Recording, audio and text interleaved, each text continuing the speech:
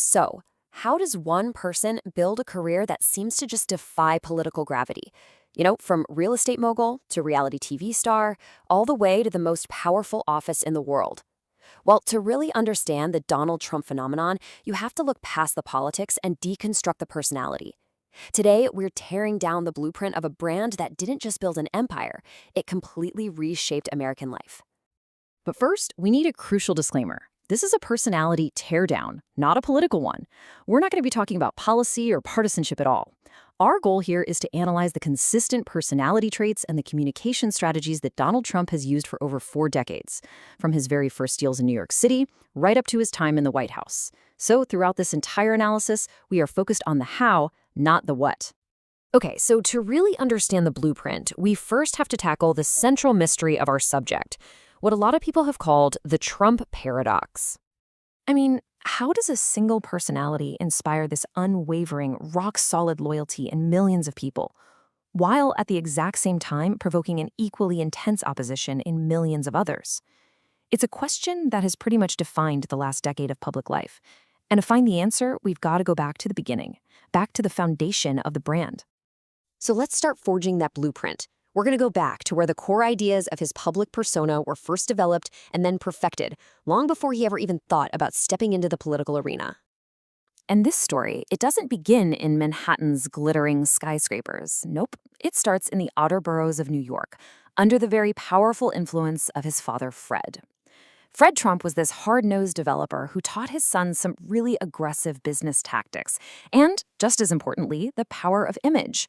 But maybe the biggest thing he provided was the financial foundation, giving Donald the capital and the connections he needed to go make his own mark on the city. Then, in 1987, Trump didn't just build towers, he built a myth. The Art of the Deal became a massive national bestseller, and it just cemented this image of him as a brilliant entrepreneur who played by his own set of rules. But look, to really get its impact, you have to see this book as way more than just a memoir. It was his personal operating system, a playbook that basically introduced the world to his core philosophies. And a key concept right out of that playbook is what he called truthful hyperbole. He defined it as, quote, an innocent form of exaggeration and a very effective form of promotion. Now, this wasn't just some clever turn of phrase. It was a foundational principle of his entire communication strategy. It was like a license to frame reality in the most favorable, most spectacular terms possible, whether it was true or not. But his tactics weren't just self-taught. He was basically an apprentice to the infamous lawyer Roy Cohn, who was known for his brutal, super aggressive style. And Cohn taught Trump a simple 3-step playbook that would come to define his public life.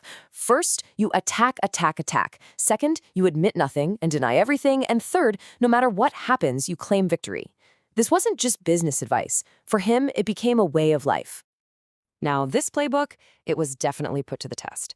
Because behind the myth of flawless success was a very different reality, which you can see in this list of 6 corporate bankruptcies, all related to his casino and hotel empire. But here's the key. He learned to use bankruptcy law to his advantage. The businesses could fail, sure, but the Trump name and his personal wealth, they stayed shielded. He would reframe what looked like total defeats into what he claimed were just shrewd business maneuvers. So that foundational blueprint was just the beginning, right? The next step was to take it and perfect the performance for a mass audience, which he did across 3 very distinct acts of his public life.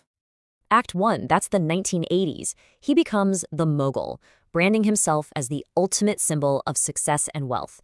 Then, Act 2, the 2000s, he becomes the reality TV star, where he gets to perfect that America's boss persona for a huge national audience. And then finally, Act 3, the 2010s, the politician, where he literally just imports that reality TV character directly into the political arena. And that second act was absolutely the crucial pivot. To understand the scale of it, just think about this number. 28 million. That's how many people tuned in for a single episode of The Apprentice at its peak. This was not just a TV show. It was a weekly broadcast of his brand into nearly every single home in America. And that's why the show's true function was honestly kind of brilliant. It wasn't really entertainment. It was, for all intents and purposes, a 14-season marketing campaign.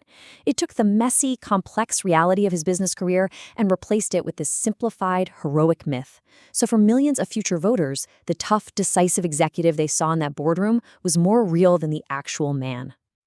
And of course, there was the catchphrase, "You're fired." It became a cultural touchstone. I mean, it was a simple two-word encapsulation of ruthless efficiency and ultimate authority. And it wasn't just a gimmick. It was the brand promise that he would later take to Washington with his pledge to drain the swamp. Okay, so you have the blueprint and you have the performance, but what powers it all?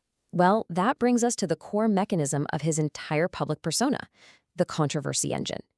And the key insight here is this. For Trump, controversy has never been an accident. It's a tool. He uses a set of consistent, repeatable tactics. He dominates news cycles with shocking statements, forcing the media to basically orbit his narrative. He brands opponents with simple, memorable nicknames to define them before they can even define themselves.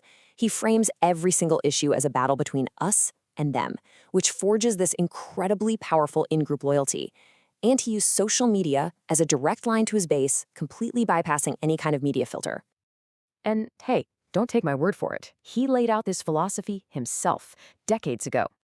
Controversy, in short, sells.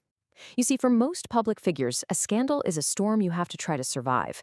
For Trump, it often functions as the engine itself, generating the media attention that is more valuable to him than any other currency. So we've seen the blueprint, we've seen the performance, and we've seen the engine. So what happens when you put it all together? Well, you get the final piece of this whole puzzle, the unchanging brand. When you actually lay it all out, the most striking takeaway is just how remarkably consistent it all is. The playbook used by the Mogul back in the 1980s, dominating the media, branding opponents, creating that us versus them dynamic, is identical to the one used by the politician decades later. The stage got a whole lot bigger, but the performance, it stayed exactly the same. So, the crucial point is this. Donald Trump's personality is not an accessory to his brand. It is the brand. It's a complete, integrated system designed for attention, for conflict, and for unwavering loyalty from a very dedicated base. The traits that were honed in Queens, perfected on television, and then deployed from the White House, they're all part of the same thing. So now we're going to turn it over to you. Leaving all the politics aside, which specific personality trait that we've talked about today do you see as the most impactful? Share your analysis in the comments, and hey, let us know who you want to see us tear down next.